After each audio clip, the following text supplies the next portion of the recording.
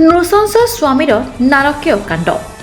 ବାରମ୍ବାର ପତ୍ନୀର ଚରିତ୍ରକୁ ନେଇ ସନ୍ଦେହ କରୁଥିବା ମଦ୍ୟପ ସ୍ୱାମୀ ଶେଷରେ ଟାଙ୍ଗିଆ ସାହାଯ୍ୟରେ ପତ୍ନୀକୁ ଜୀବନରୁ ମାରିଦେବାକୁ ଉଦ୍ୟମ କରୁଥିବା ବେଳେ ପତ୍ନୀର ଚିତ୍କାର ଶୁଣି ସାହି ପଡ଼ିଶା ପହଞ୍ଚି ରକ୍ତ ଜୁଡ଼ବୁଡ଼ ଅବସ୍ଥାରେ ମେଡିକାଲ ଆଣିବା ସହିତ ପାରାଦୀପ ଆଦର୍ଶ ଥାନା ପୁଲିସକୁ ଖବର ଦେଇଥିଲେ। ମେଡିକାଲରେ ଆଦର୍ଶ ଥାନା ପୁଲିସ ପହଞ୍ଚି ଘଟଣା ତଦନ୍ତ ଆରମ୍ଭ କରିଛି। ସୂଚନା ଅନୁଯାୟୀ ଯାଜପୁର ଜିଲ୍ଲାର ଟୁକୁନା ମଲ୍ଲିକ ନିଜ ପିଲା ଛୁଆଙ୍କୁ ଧରି କିଛି ବର୍ଷ ହେବ ପାରାଦୀପରେ ରହିବା ସହିତ ସ୍ଥାନୀୟ ଶିଳ୍ପ ସଂସ୍ଥାରେ ଶ୍ରମିକ ଭାବେ କାର୍ଯ୍ୟ କରେ। ପୂର୍ବରୁ ଟୁକୁନା ଜଣଙ୍କୁ ବିବାହ କରିଥିଲେ ଏବଂ ତାଙ୍କ ଓରସରୁ ଗୋଟିଏ ପୁତ୍ର ସନ୍ତାନକୁ ଜନ୍ମ ଦେଇଥିଲେ। ପତ୍ନୀ ମରିଯିବା ପରେ ଅନ୍ୟ ଜଣଙ୍କୁ ବିବାହ କରିଥିଲେ। ସେ ସ୍ୱାମୀର ପୂର୍ବ କଳଙ୍କିତ ଇତିହାସ ଏବଂ ଅତ୍ୟାଚାର ସହି ନ ପାରି ସ୍ୱାମୀକୁ ଛାଡ଼ି ଚାଲି ଯାଇଥିଲେ। ଦ୍ୱିତୀୟ ସ୍ତ୍ରୀ ଛାଡ଼ି ଚାଲିଯିବା ପରେ ନନ୍ଦିନୀକୁ ପ୍ରେମ ଜାଲରେ ଫସାଇ ସଫଳ ହେବା ସହିତ ଉଭୟ ବିବାହ କରିଥିଲେ। ଚାରୋଟି ସନ୍ତାନ ସତ୍ତ୍ୱେ ସ୍ୱାମୀ ଟୁକୁନା ମଦ ପିଇ ସ୍ତ୍ରୀକୁ ବିଭିନ୍ନ ସମୟରେ ଅକଥ୍ୟ ନିର୍ଯାତନା ଦେଇ ଆସୁଥିଲେ। ପିଲାମାନଙ୍କ ମୁହଁକୁ ଚାହିଁ ସ୍ୱାମୀର ଅତ୍ୟାଚାରକୁ ସହି ଭାଗ୍ୟକୁ ଆଦରି ପଡ଼ି ରହିଥିବା ନନ୍ଦିନୀ ପ୍ରତି ସ୍ୱାମୀର ଅତ୍ୟାଚାର ଶେଷ ସୀମାରେ ପହଞ୍ଚିବା ସହିତ ଜୀବନରେ ମାରିଦେବାକୁ ଚେଷ୍ଟା କରିଥିବା ସ୍ୱାମୀ କବଳରୁ ଅଳ୍ପକେ ବର୍ତ୍ତି ଯାଇଛି ନନ୍ଦିନୀ। ମେଡିକାଲରେ ଚିକିତ୍ସାଧୀନ ଅବସ୍ଥାରେ ନନ୍ଦିନୀ କାକୁତି ମିନତି ହୋଇ ନ୍ୟାୟ ଭିକ୍ଷା କରିବା ସହିତ ସ୍ୱାମୀକୁ କଠୋର କଠୋର ଦଣ୍ଡ ଦେବାକୁ ପୋଲିସ ପ୍ରଶାସନକୁ ଆକୁଳ ନିବେଦନ କରିଛି। ନନ୍ଦିନୀ ମଲ୍ଲିକ ଫିଲ୍ମ ହଲ୍ ପାଖରେ ସାର୍ ମୋ ସ୍ୱାମୀ ମୋତେ ସବୁବେଳେ ଅତ୍ୟାଚାର କରିକି ଆଜି ଲାଷ୍ଟକୁ ମୁଁ କହିଲି ମୁଁ ଯିବା ପାଇଁ କହିଲି ଯେମିତି ମୋ ସ୍ୱାମୀ ମୋତେ ହାଣିଦେଲା। ଆଜି ସାର୍ କାନ୍ଧ ହାଣି ଦେଇଛି, ମୁଣ୍ଡ ହାଣି ଦେଇଛି, ଆଉ ହାତ ବି ହାଣି ଦେଇଛି। ମୁଣ୍ଡ ଉପରେ ବହୁତ ମାଡ଼ ହେଇଛି। ଆଗେ ମାଡ଼ ହେଇସାରିଲା ପରେ ତାପରେ ଅତିରିକ୍ତ ମୁଁ କହିଲି ମୋ ମୁଣ୍ଡ ଫାଟିଗଲା କହିକି ହାଉଳି ଖାଇଗନି ମାମି ନାଁରେ ସମସ୍ତେ ଡାକିଲି। ସାର୍ କେହି ଶୁଣିଲେନି। ଲାଷ୍ଟକୁ ଗୋଟେ କବାଟକୁ ମୁଁ ସେ ଟାଙ୍ଗିଆଟାକୁ ହାତରେ ଧରିଦେଇକି ମୁଁ ଦୌଡ଼ିକି କବାଟକୁ ଖୋଲି ଦେଇକି ମୁଁ ରକ୍ତ ଭାସି ଯାଉଛି। ମୁଁ କବାଟ ଭାଙ୍ଗି ମୁଁ ଦୌଡ଼ି ଆସ ମୁଁ ମରିଗନି। ମୋତେ ପାଣି ମୁନ୍ଦେ ଦେଲା ସେଠି ମାଷ୍ଟରଙ୍କ ସ୍ତ୍ରୀ ସେଠି ପାଣି ପିଇକି ଠିଆ ହେଇଛି। ସାର୍ ତାଙ୍କର କ'ଣ ହେଉଛି ସାର୍ ସବୁବେଳେ ପାଇଁ ମୋତେ ମରାଧାରା କରୁଛନ୍ତି। ଆଜି କିନ୍ତୁ ଅତିରିକ୍ତ ହେଇଗଲା। ମୋତେ କହିଲା ମୁଁ ତୋତେ ମାରିଦେବି, ଯିବୁନୁ ମୁଁ ତୋତେ ମାରିଦେବି। ହଁ ଗାଁକୁ ଯିବା ପାଇଁ କାଲି ମାଲିକ ଦେଲା ପଇସା, ମାଲିକ ସହିତ କଥା ହେନି। ମୁଁ କହିଲି ଦେଖ ମାଲ କାଲି 500 ଟଙ୍କାରେ ମଦ ଖାଇଦେଲ, ଆଜି ଫେର କହୁଛ ମୁଁ ମାଲ ପିଇବି। ଆଉ ଆମେ ସଂସାର ଗଢ଼ିଛନ୍ତି ଫେର କେମିତି ପିଲା ଛୁଆ ରହିବେ? ଦୁଇଟା ପୁଅ ଦୁଇଟା ଝିଅ, ଫେର ଆଗ ସଂସାର ଗୋଟେ ପୁଅ ଅଛି। ଘର ଖଣ୍ଡେ କରିପାରୁନି। ଇଏ ଯେଉଁ ଛାଣ ଛପର ରହିଛି, ପାଲ ଟାଙ୍ଗିକି ରହିଛି ଗାଁରେ, ଆଉ ଛାତ ବି ପଢ଼ି ପାରୁନି। ବାପା ମାଆକୁ ଦୁଃଖରେ ରଖିଲା, ଭାଇମାନଙ୍କୁ ଦୁଃଖରେ ରଖିଲା। ଯାଇକି ଗାଁରେ ରହିଥିନି। ଫେର ମୋ ବାପା ଡେଟ୍ ହେଇସାରିଲା ପରେ ଫେର ମୁଁ କହିଲି ଦେ ମୋ ସ୍ୱାମୀ କତିକି ଫେରିଯିମି। 4ଟା ଛୁଆ ଅଛନ୍ତି, ମୋ ସ୍ୱାମୀ କ'ଣ ସେଇ ବାଗିଆ ହେବ? ଆଉ ସଂସାରକୁ ଫେରିଯିମି। ଆଉ ଫେର ଆସି ସାରିଲା ପରେ 4 ଦିନ ଯଦି ଭଲ 4 ଦିନ ଦୁଃଖ। ଆଉ କିନ୍ତୁ ମୋ ସ୍ୱାମୀ ହିଷ୍ଟିଲା ମାଇଣ୍ଡ ପୁରା।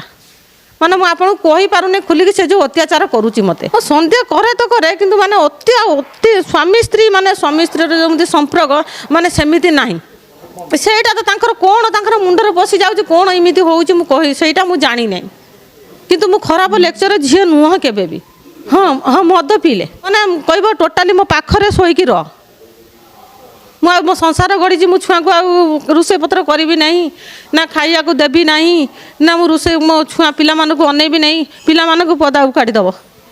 ବୁଝିଲ ମାନେ ଏତେ ମାନେ ଖରାପ ସିଏ। ହଁ ଆଗେ ଗୋଟେ ମ୍ୟାରେଜ୍ କରିଥିଲେ।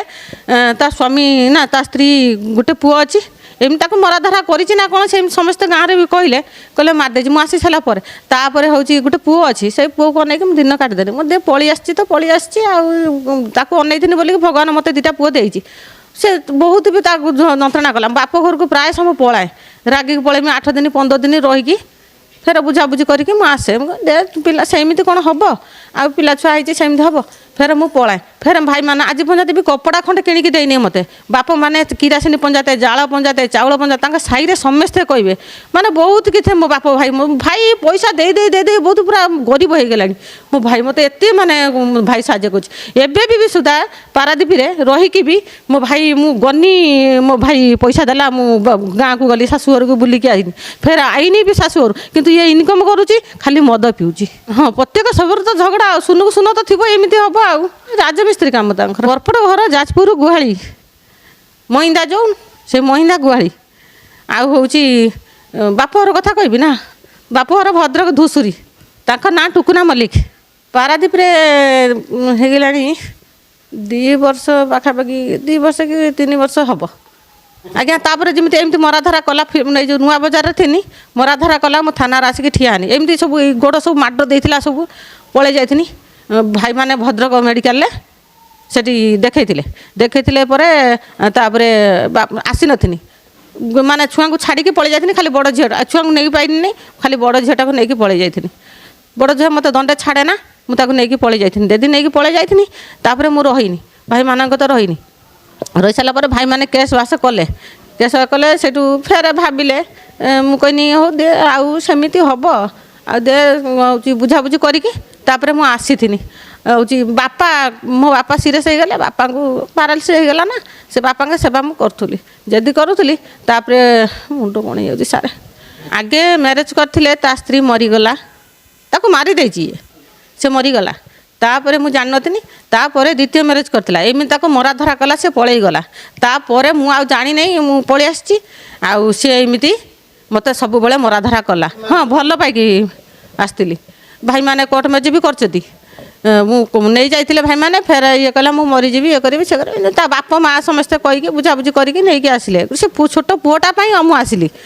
ମୁଁ କହିନି ହଉ ସେ ଛୋଟ ପୁଅଟା ପାଇଁ ଆସିଲା ଦିନରୁ ତ ମାନେ ମାଡ଼ ଏମିତି ହେଉଛି ଆଉ ସବୁବେଳେ ପାଇଁ ଦୁଃଖ ଦେଉଛି ଆଉ ପାରାଦୀପରେ ତ କାମ କରୁଛନ୍ତି ଆଉ ପୋର୍ଟ ଭିତରେ ବର୍ତ୍ତମାନ ଏଇ ଯେଉଁ 4 ନମ୍ବର ଗେଟ୍ର ସେଇଠି କାମ କରୁଛନ୍ତି ନ୍ୟାୟ ତାକୁ ଶାସ୍ତି ଦିଅନ୍ତୁ ମୁଁ ବହୁତ କଷ୍ଟ ସହିନେନି ଶାସ୍ତି ବହୁତ କଷ୍ଟ ମୁଁ ସହିନେନି ଜୀବନରେ 17 ବର୍ଷ ହେଲା ମୁଁ କଷ୍ଟ ସହିନେନି ଆଉ ମାନେ କ୍ଷମା ନାହିଁ ତାକୁ ହାତ ଯୋଡ଼ିକି ଅନୁରୋଧ କରି କହୁଛି ମୋତେ ଟିକେ ସାହାଯ୍ୟ କର ଭିକାରୀ ଛୁଆ ମୁଁ ସାହାଯ୍ୟ କର ଆଉ ଧୈର୍ଯ୍ୟ ନାହିଁ ମୋର ସ୍ୱାମୀକି ମୁଁ ବହୁତ ଭଲ ପାଏ କିନ୍ତୁ ମୁଁ ସେଟାକୁ ଭାଙ୍ଗିଦେନି ଆଉ ନାହିଁ ପାରାଦୀପରୁ ବିବେକାନନ୍ଦ ରାଉତଙ୍କ ରିପୋର୍ଟ ପ୍ରତୀକ୍ଷା ନ୍ୟୁଜ୍।